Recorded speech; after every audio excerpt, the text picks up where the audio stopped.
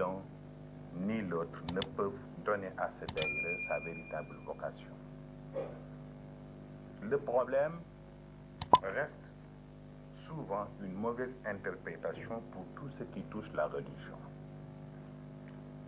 Lorsque l'on prononce la religion, on a immédiatement l'image d'un système fermé, d'une pensée close, étouffante et dogmatique. Dès lors, on a tendance à poser certaines questions.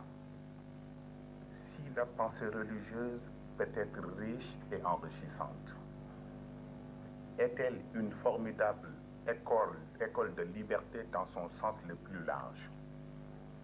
Peut-elle nous présenter des formes modèles et rationnelles de développement qui seraient à notre convenance?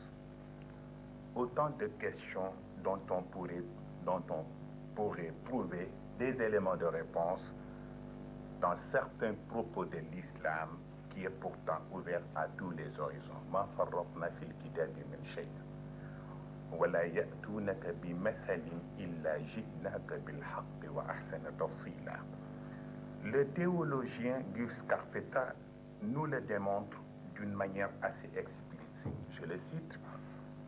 Sans doute, la formule qui définit la religion comme opium du peuple n'a été à ce point démentie par les faits.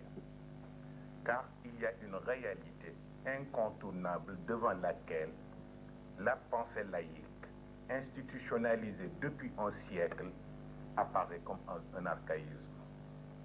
Face à cette réalité, il n'y a plus rien de plus urgent, il n'y a rien de plus urgent aujourd'hui que d'aller vers cette pensée oubliée, enterrée, refoulée, pour mieux saisir ce que l'Occident a perdu en voulant l'évacuer.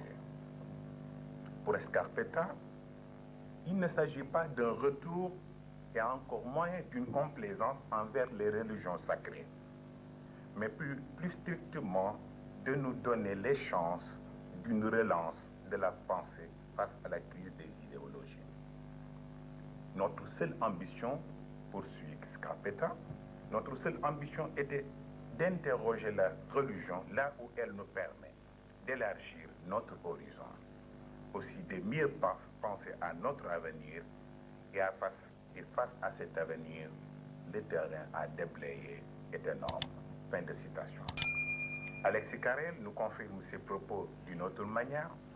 Notre avenir dépend de notre attitude à nous conduire rationnellement, car la crise de l'humanité entière vient de l'absurdité de sa conduite.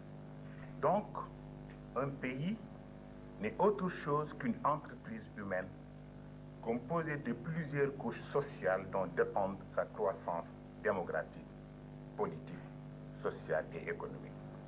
Et représenterait ces couches, et représenterait, par exemple, les cordes séparées d'une guitare, mais tout en composant ensemble le rythme du progrès et du développement. Pour toutes ces raisons, nous avons organisé cette rencontre afin que chacun nous apporte sa contribution pour un Sénégal meilleur et un avenir plus radieux. Pour terminer, permettez-moi de remercier au nom du Daïratul Moustachidine wal Moustachiyat et à votre nom aussi, M. Ibeder Cham et M. Moustapha Niass qui ont bien voulu accepter d'introduire ces thèmes qui nous interpellent tous. Le choix justifié qui s'est porté sur les personnes, sur celle des modérateurs, des présidents des séances et des participants, augure de la qualité et du retentissement de nos assises. D'autant plus que ce choix s'est fait en dehors de toute considération partisane, afin qu'on ait un véritable débat d'idées avec la participation active et généreuse de tous. Nous remercions aussi tous les invités ici présents.